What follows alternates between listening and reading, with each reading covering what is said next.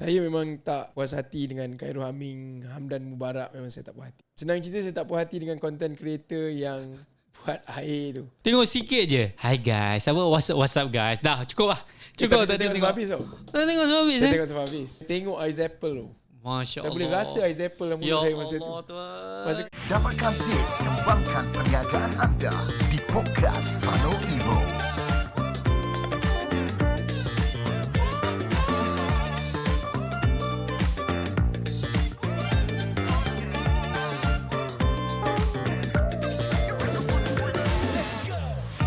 Assalamualaikum warahmatullahi wabarakatuh. Pagi, selamat datang ke Fana Evo Podcast episod 52. Saya Fadi Ghazali. Saya Syarifuddin Saidan. Dan Tuan Budin, how are you? Ya, good. Alhamdulillah. Alhamdulillah. Baik. Okay. Apa cerita kita dalam episod ni? Kali ni Tuan Fadi. Untuk isu semasa. Apa isu semasa yang kita berlaku di negara kita, dalam dan luar negara. Ya, kita pergi overseas lah kali ni Tuan Fadi. Kita pergi overseas. Kali ni kita pergi ke dua negara, Jerman dan juga Amerika Syarikat. Apa yang berlaku? Okay, so kita nak pergi Jerman ke Amerika dulu? Pergi Jerman dulu. Jerman ni dulu, saya suka waktu dia main World Cup. Kan? Tapi malangnya bila dah masuk bahagian yang disokong G tu, saya throw off lah dengan Jerman ni. Dalam main pun tiba-tiba jadi tak elok. Tapi bukan itu yang kita nak cerita kan. Apa yang berlaku sebenarnya di Jerman Tuan Fadi? Sebab baru ni baik. Saya mulakan. Perdana Menteri kita ada lawatan, macam mana kita panggil, lawatan kerja ke sana. Dan dia ada satu soalan yang agak panas. Dia press conference. Press conference dia tanyakan kepada Perdana Menteri kita. Tapi ini kita beritahu awal, kita bukan atas kapasiti politik. Kita bercakap atas kapasiti kepada seorang rakyat Malaysia kepada Perdana Menteri Malaysia kita. Di mana soalan tu agak panas yang bercerita tentang situasi Gaza. Dan Tuan Fadi pula macam dah tahu Perdana Menteri yang ke berapa tu, Yang Amat Muhammad Tuan Fadi. Perdana Menteri Jadi Perdana Menteri kita terus dengan lantangnya nak ceasefire juga. Dan yang menyebabkan tak tahu macam mana hubungan dengan Jerman pada ketika itu. Dia memang lantang lah Tuan Fadi. So apa pendapat Tuan Fadi tentang kita punya Perdana Menteri yang begitu lantang menyuarakan hak rakyat-rakyat Palestin? Bismillahirrahmanirrahim. Again, saya bercakap seperti seorang rakyat Malaysia yang rasa itu sosok yang kita perlu sebagai kepala yang membawa mesej kita kepada dunia. Sebab apa? Sebab dekat TikTok saya tu bukan saja orang Malaysia bercakap, malah dunia bercakap. Betul. Saya pernah satu masa Tuan Mudin, saya pergi ke United Kingdom masa tu. Saya pergi ke London, silap saya. Tapi pada ketika itu, kes 1MDB tengah meletup. Satu dunia bercakap pasal kita. Pasal kita. Tapi saya ingat lagi masa tu saya duduk dekat satu kedai kopi, tengah minum kopi. Keluar berita sebesar-besar alam TV dalam kedai kopi tu tentang Malaysia. Saya pun tengoklah cerita tu. Tiba-tiba ceritanya tentang 1MDB yang sangat buruk di mata orang luar. Jadi masa tu saya rasa sangat malu lah masa tu lah. Malu nak mengaku kita rakyat Malaysia. Rasa macam ada bendera. Tak, waktu tu mungkin tuan kata I'm from Pakistan. Tapi bila dunia bercakap tentang Malaysia dan mereka melihat Malaysia ni satu negara yang sangat umpama dalam banyak-banyak negara, kita lah yang paling ke depan untuk protect and talk about Palestine. Dalam wawancara tu, Jerman yang diwakili oleh dia punya Perdana Menteri lah. Nama apa dah saya lupa. Dia punya Olaf Scholz. Olaf. Saya ingat sebab Olaf kan ada kartun dia tu. Kartun Olaf tu. Olaf. Elsa. Olaf tu bagi tahu yang mereka sokong tindakan Israel terhadap Palestin. Bila saya dengar statement dia pun saya rasa macam, kau ni sebab apa? Kau rasa yang kau bertanggungjawab ataupun rasa kesilapan lampau kan? Dia Jerman dulu Nazi tengah pernah bunuh berapa juta Israel Jewish dulu kan. Jew kan. Jadi adakah kau nak so called menebus kesalahan tu dengan menyokong Israel buat sekarang? Dan pada ketika itu, Perdana Menteri kita jawab dengan jawapan yang tidak berlapik langsung. Dia umpama macam ni lah. Pernah tak kita pergi majlis mana-mana atau kita pergi tempat orang, kita akan bercakap, tak boleh lah kau lantang direct sangat. Betul. Sebab ni tempat orang. Betul. Tambah lagi ni negara orang. Kau duduk dekat negara Jerman, kau tengah bercakap dengan orang-orang Jerman, dan orang Jerman tu sokong kawan ni, kau pula pergi bash direct atas muka. Itu memang kita panggil quality leadership yang kita perlu pada ketika sekarang dan untuk menghadapi situasi itu. Faham? Untuk membawa suara kita. Tapi tuan, ini saya bercakap atas dasar untuk kita hangatkan perbincangan ni. Tapi tuan, saya tak langsung lawatan kerja tu definitely dia akan libatkan ekonomi Malaysia dan Jerman. Bila buat macam ni, saya tak langsung, tak ke dia menimbulkan clash yang menyebabkan Jerman macam, malah aku nak kawan dengan Malaysia ni, tak sokong aku ni, tak ke impact dia begitu?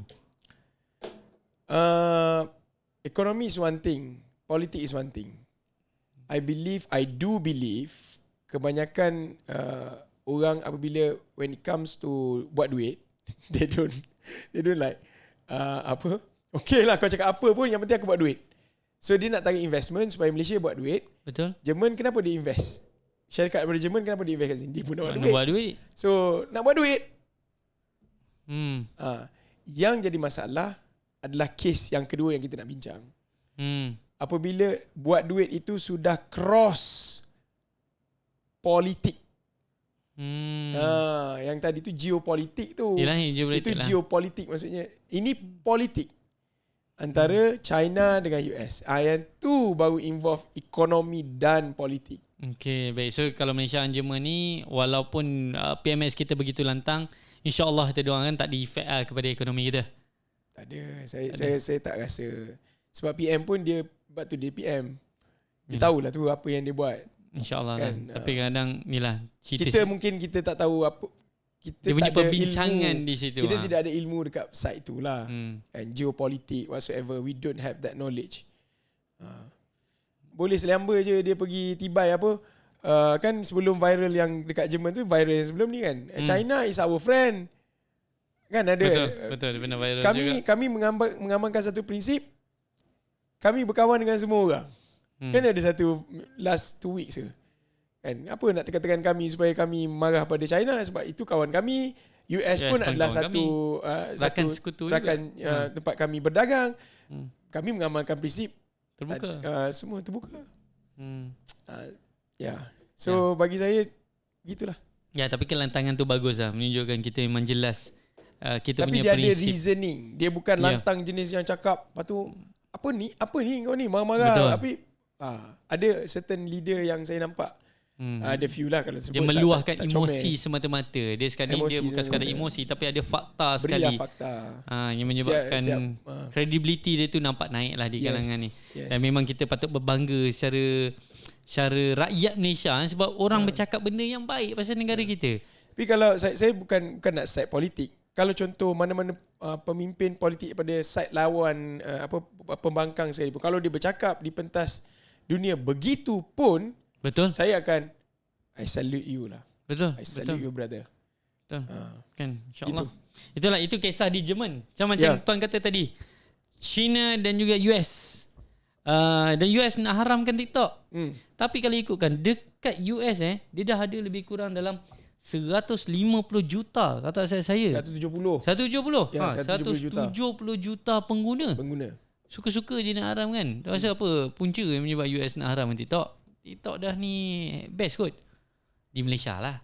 Apa yang kaitan dengan politiknya tu? Dia berkait dengan penggunaan data. Penggunaan dia senang cerita macam mana based on saya faham, US sangat takut dengan China sekarang. Dia takut dengan bayang-bayang sendiri. Kalau sebelum ni Huawei.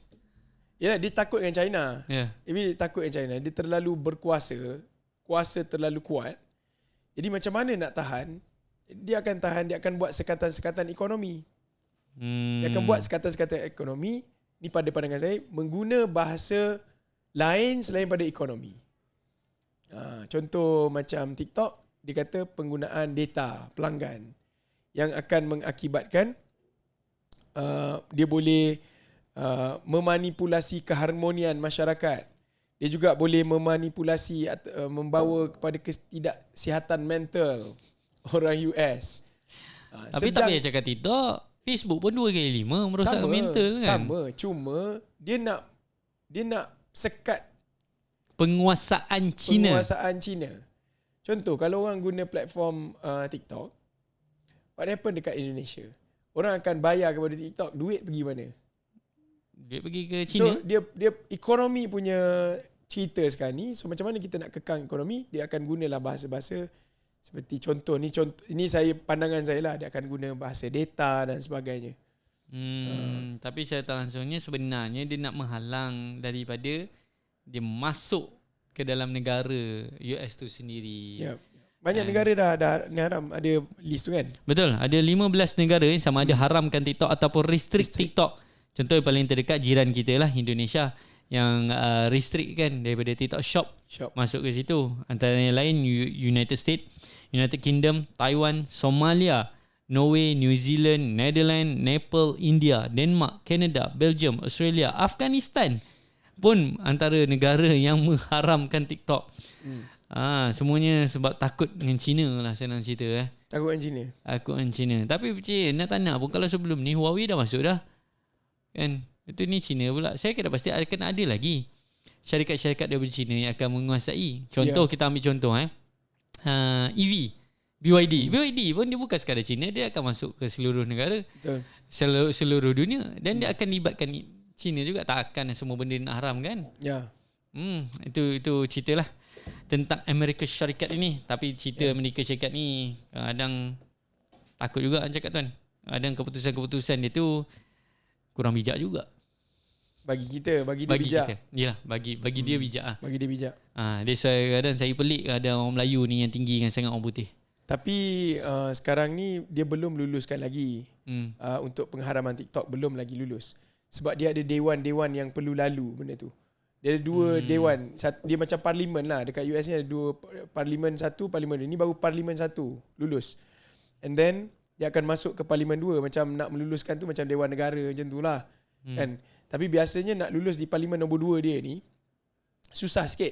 Sebab cara dia orang fikir dengan apa namanya, Senate, apa saya tak ingat lah. Cara dia orang fikir tu lain sikit. Yang geng-geng ni nak protect dia orang. Yang ni lain pula fikir. So kat sini sedikit sukar untuk lulus. Tapi misal kata diluluskan jugalah di level nombor 2 ni, maka dia akan ada satu lagi lagi satu ada satu lagi yang boleh dicabar. Dia macam mahkamah rayuan. Mahkamah lah. Dia sama rata je ketiga-tiga ni. Yang based on saya punya pembacaan lah. Dia punya politik punya di US. Okay. Alright. Itu cerita tentang US dan TikTok. Okay, so kita akan masuk case tadi. Tapi sebelum tu kita berhenti rehat seketika. Kita jumpa lepas ni. Apa itu kuasa? Dengan kuasa, anda dan tim anda hidup pun jualan boleh masuk dan berjalan 24 jam 7 hari seminggu. Menguruskan dan menjaga maklumat pelanggan anda, jualan anda, marketing anda. Yang paling penting, dapat menghantar ribuan mesej untuk follow up pelanggan anda secara automatik sahaja. Dengan kuasa, anda tak perlu membayar 6 sistem untuk melakukannya. Dan anda tak perlu membuang masa untuk mencari maklumat pelanggan anda dengan begitu lama. Sebaliknya, anda boleh mencari maklumat pelanggan anda dengan beberapa saat sahaja. Semuanya dalam satu login dan satu sistem sahaja. Kuasakan bisnes anda sekarang. Klik link di bawah ini. Alright, selamat kembali ke Fana Evo Podcast episod yang ke-52 dan kita di dalam segmen bisnes di mana kita nak ceritakan tentang seorang susuk wanita, susuk tubuh seorang wanita yang bagi saya beliau ni bijak tuan. Kenapa? Sebab beliau ni suka emas. Mana perempuan yang tak suka emas kan? Tapi beliau bukan sahaja minat dengan emas, beliau memulakan terus perniagaan emas beliau daripada seorang perunding kewangan kini menjadi seorang peniaga kedai emas. Dan kalau ikutkan beliau ni berniaga emas daripada rumah saja, bolehlah jualan dia dapatlah dan 30,000 6 bulan. Tapi alhamdulillah selepas bersama dengan satu program di Fanivo Presiden, jualan beliau naik 6 kali ganda tuan. Malah saya rasa lebih daripada tu. So bagi saya beliau memang terbaik dalam menaikkan penjualan beliau, dan saya difahamkan Tuan memang biasa coaching dengan beliau. So apa pendapat beliau tentang Sabiha Gold ni? Bagaimana beliau, Tuan nampak grow-nya beliau bila bersama dengan Fanivo ni? Okay, kita cerita ni pasal Sabiha Gold, Puan Sabiha lah. Basically kan. Puan Sabiha ni saya ingat lagi waktu dia datang ke Fanivo few years back, nak masuk presiden, maksudnya nak coaching kan. Tapi bila masuk interview, sebab presiden ni kena interview, saya tak lulus kan lah. Sebab nak masuk untuk coaching, tapi kedai pun tak buka lagi. Tapi staff dah ramai, overhead dah ada.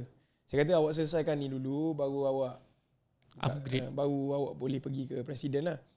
So masa tu alhamdulillah beliau usahakan, dan lepas tu settle, kedai pun buka, dia pun masuk ke presiden lah. So Puan Sabiha ni unik beliau, kebanyakan orang berniaga guna duit dia sendiri. Duit orang, kita nak mula bisnes guna duit sendiri. Tapi Puan Sabiha dia tak guna duit dia sendiri, dia guna duit orang lain. OPM. Dia guna duit orang lain. Other people's money. Jadi dia ada kenal dengan orang-orang yang ada duit. Dia pitching idea nak buka Sabiha Gold. So nak buka Sabiha Gold, dia beri duit, maka bukalah kedai. Habis apa banyak jugalah duit. Saya tak ingat lah berapa, sejuta ke tak sampai untuk buka kedai. So bila buka kedai, what happen adalah beliau buka di satu kawasan yang banyak kedai emas kawasan tu. Saya tahu kawasan tu. Memang banyak tu kedai emas tu. Kat mana kawasan tu? Wangsa Maju.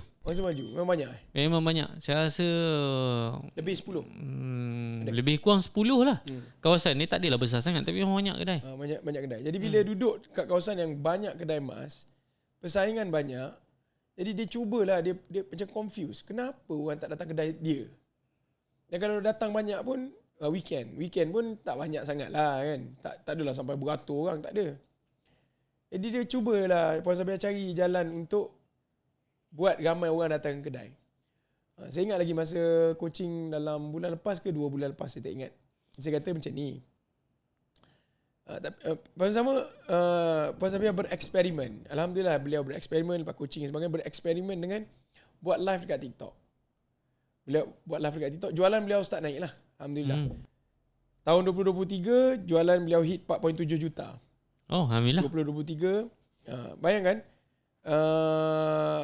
2022 163,000. Berapa kali ganda naik tu? 2023 4.7 juta. Okay. So antara penyumbang jualan besar untuk emas ni, kalau nak harap orang datang kedai, orang tak datang. Tapi pembelian online tu start ada trend peningkatan. Jadi orang beli emas online daripada bermula 2,000 sehingga 10,000. Bayar guna TikTok. Bermula pada 2,000 sehingga 10,000 ringgit orang beli online.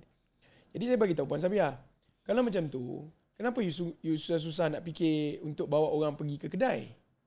You just focus jadi one of the best or pioneer business yang jual emas di online. Kan tak payahlah you kalau nak buka kedai offline. Sebab kalau buka kedai offline, you jadi just another kedai emas. Tak nak macam tu. You focus online, you build online platform, you jadikan business you online first. Kan? Tepek besar-besar kat kedai tu online first kepada semua staff supaya staff faham. So that's why lepas tu alhamdulillah beliau fokus online. Sebelum ni beliau bagi goodie bag tau. Goodie bag. Orang datang sebab dia fikir offline. Betul. Tapi bila dia dah jadi online first, dia repackaging semua. Dia jadi contoh kalau kotak tu dia bagi eksklusif, sampaikan kalau orang beli tu orang sayang kotak tu. Faham tak? Sebelum ni dia just good paper bag tu kena cantik. Sekarang kalau beli online paper bag buat apa? Betul. Tapi orang nakkan kotak tu. Kotak jadi cantik. Dalam tu pula dia letak macam so called surat cinta. Letak dalam tu. Thank you so much. Beli dengan Sabiha Gold. Jadi customer experience tu diperbetulkan suit dengan online first. Begitu. Bijak. Jadi benda-benda itulah yang dibuat adjustment Alhamdulillah jualan beliau keep on naik. Sampai semalam saya coaching dengan beliau. Oh, semalam baru lagi. Dia kata ramai orang jumpa saya, mungkin kompetitor dia lah, kata laju betul lah Sabih Agul. Macam diorang pun macam confused, macam mana Sabih Agul boleh buat sampai begitu laju. Ya, sebab orang nampak dia, itu saja. Itu jadi nampak laju tu. Yalah. Dan itu kelebihan bila ada guru yang betul, ada guidance yang betul, dan ada circle yang betul. Betul. So cerita dia, bagi saya zaman sekarang ni online first, itu perlu diletakkan mindset dalam bisnes kita. Online first. You ada kedai macam mana pun, online mesti diutamakan. Nombor satu. Betul. Yang itu saya sokong tuan, sebab kedai pisang goreng tepi jalan pun tak boleh mengharapkan orang lalu lalang je untuk membeli. Ya, betul. Baru-baru ni ada few months back lah, saya tak ingat. Saya rasa tahun lepas kot. Nasi lemak, laku keras tuan. Hanya kerana dia punya peniaga tu wanita tuan. Tapi orang nampak. So pointnya orang nampak. So bayangkan kedai dia tu dekat, kalau tak salah saya, dekat Gombak lah. Saya tak pergi tuan, saya tak pergi. Saya nampak dan ramai orang datang. Dan yang datang tu bukan dia Gombak je, luar Gombak pun ada. Saya macam Masya Allah. So yang berniaga secara offline ni kena beringat lah, memang kena online first lah. Online first. Tak kisahlah umur, tak reti ke IT ni, memang tak nak. Tekan je. Tekan apa tu kan? TikTok, kalau TikTok live tekan je. Tekan button live lah. Tekan button live. Dia orang ramai takut kan. Tekan je. Tak payah fikir Tak payah fikir nak cakap apa semua tu. Tekan. Pacak waktu dia berniaga. Yep. Senang je, tak payah fikir banyak lah. So again, kita nak ucapkan tahniah kepada Puan Sabia. Sebab beliau menjadi penerima anugerah Hijabista Emerging Jewellery Award. Wow, Sabia Gold pada malam Hijab Fashion Award 2023 yang berlangsung baru-baru ni. So tahniah Puan Sabia, dan kita tak sabar untuk menantikan Puan Sabia untuk berkembang dengan lebih besar lah. InsyaAllah. InsyaAllah. Okay, itu sikit sebanyak tentang kita punya case study. Kita akan berhenti sebentar. Kita akan kembali selepas ini untuk melihat sesi santai kami berdua. InsyaAllah. Jumpa lepas ni. Apa itu kuasa? Dengan kuasa, jualan bisnes anda akan melonjak hanya dengan satu klik sahaja. Menguruskan dan menjaga maklumat pelanggan anda, jualan anda, marketing anda. Yang paling penting, dapat menghantar ribuan mesej untuk follow up pelanggan anda secara automatik sahaja. Dengan kuasa, anda tak perlu membayar 6 sistem untuk melakukannya. Dan anda tak perlu membuang masa untuk mencari maklumat pelanggan anda dengan begitu lama. Sebaliknya, anda boleh mencari maklumat pelanggan anda dengan beberapa saat sahaja. Semuanya dalam satu login dan satu sistem sahaja. Kuasakan bisnes anda sekarang. Klik link di bawah ini. Alright, Assalamualaikum. Kita berjumpa lagi Fun Info Podcast untuk segmen ketiga. Alright. So segmen ketiga ni dia lebih pada soalan segmen santai, relax. Ya, relax. Kita nak sembang pasal raya. Raya tuan Ya. Ya, tuan balik kampung mana tuan? Saya balik kampung isteri pertama saya. Oh. Tak. Berani sebut, berani. Tak. Saya balik. Saya rasa wife saya ada bagi tahu raya tahun ni raya rumah saya, rumah mak saya.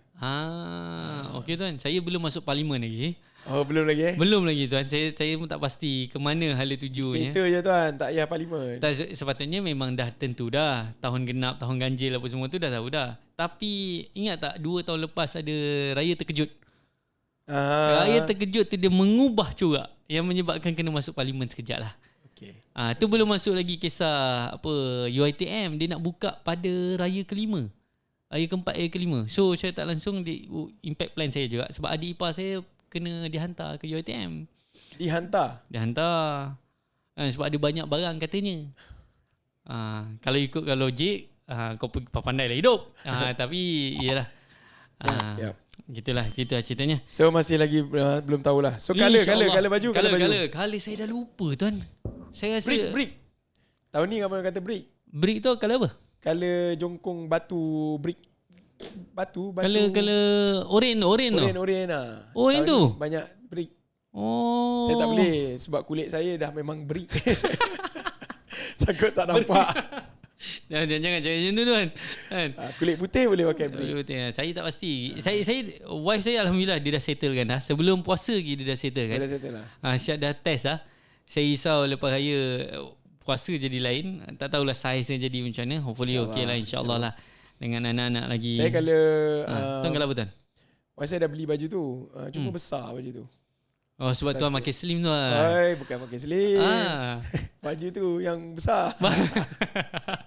Kalau apa tu? Kalau apa tu? Color dia macam cream koko sikit macam tu lah. Kita nak ikut trend juga, break tu, tapi tak ada. Kita ambil yang cair sikit lah. Cair sikit lah. Okay. Tapi tuan, adakah isteri tuan jenis yang nak keluarga sedundun? Sedundun? Sedundun biasa perempuan mana yang tak nak sedundun? Tak, ada perempuan yang suka kala-kala. Tak ada. Majority.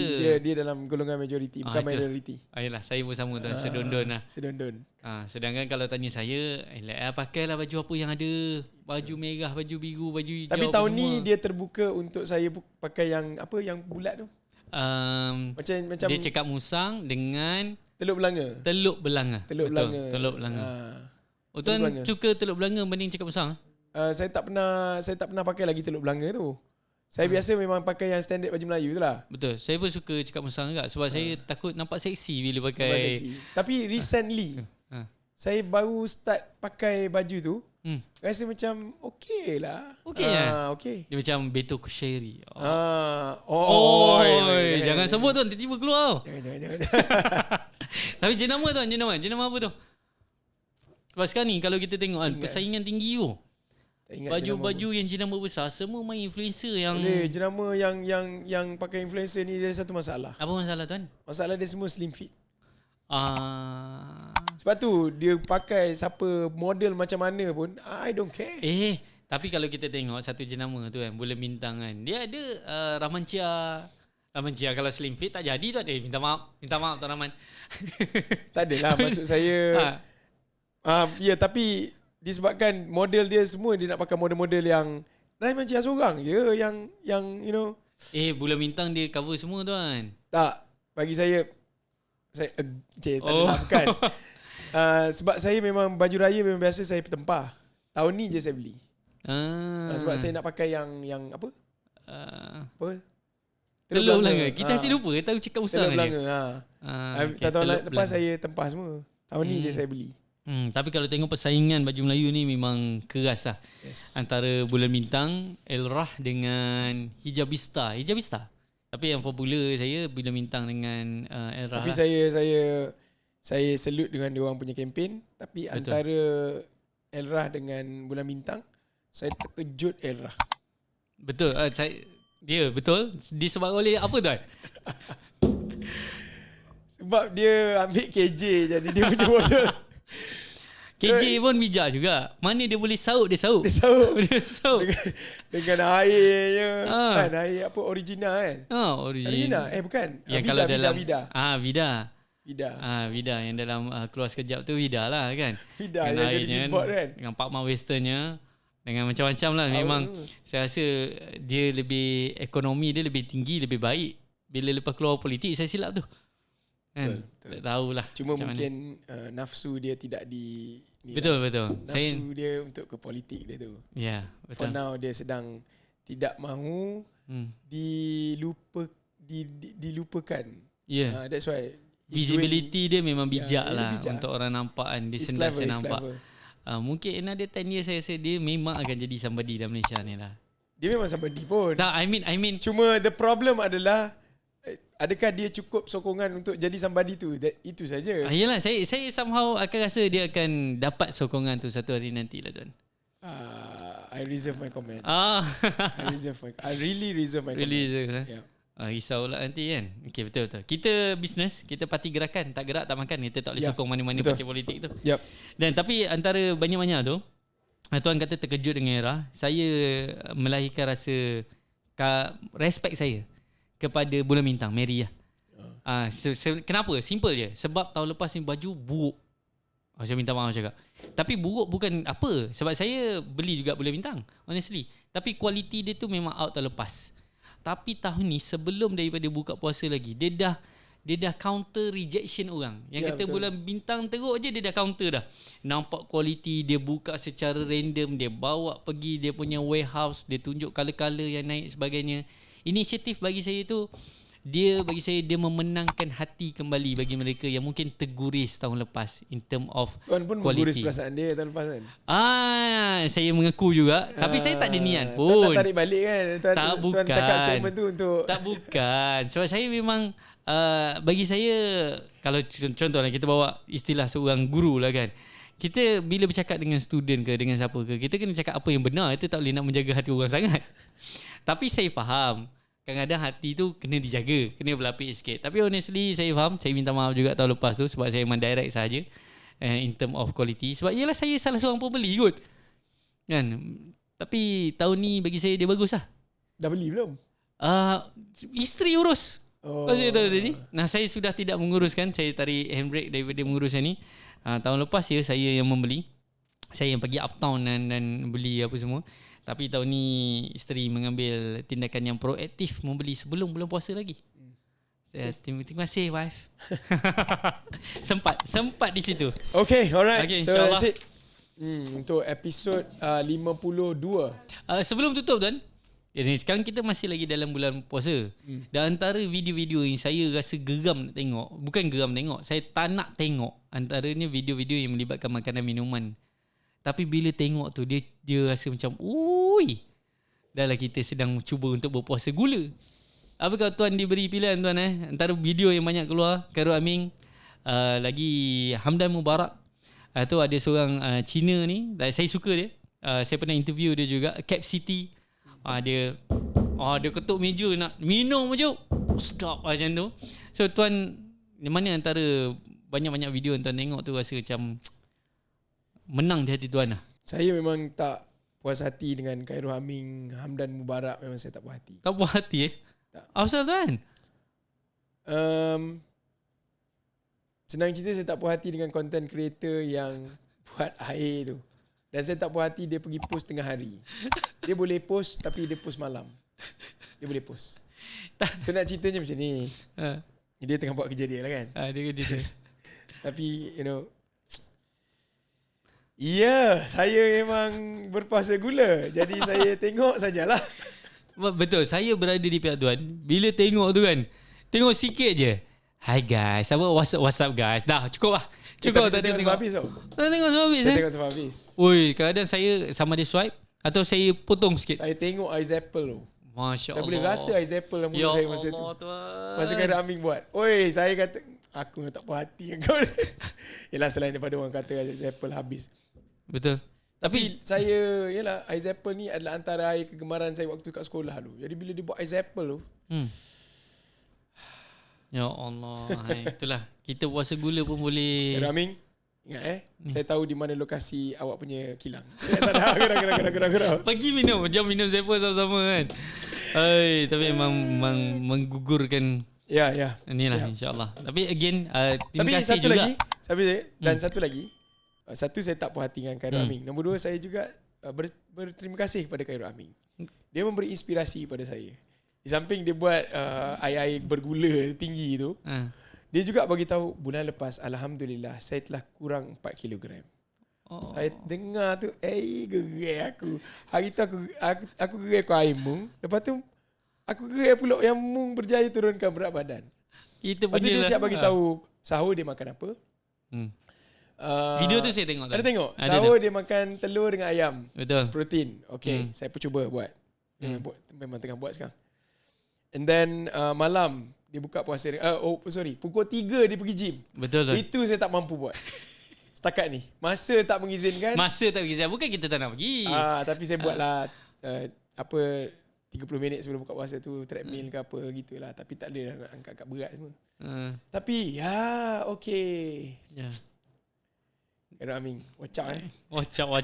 Tapi saya tak langsung, kita patut berterima kasih dia sebab dia menghidupkan ekonomi juga. Ya, betul. Zephyr habis. Apa yang dia buat tu mesti habis. Betul. Tu yang macam terima kasih lah. Okay, alright.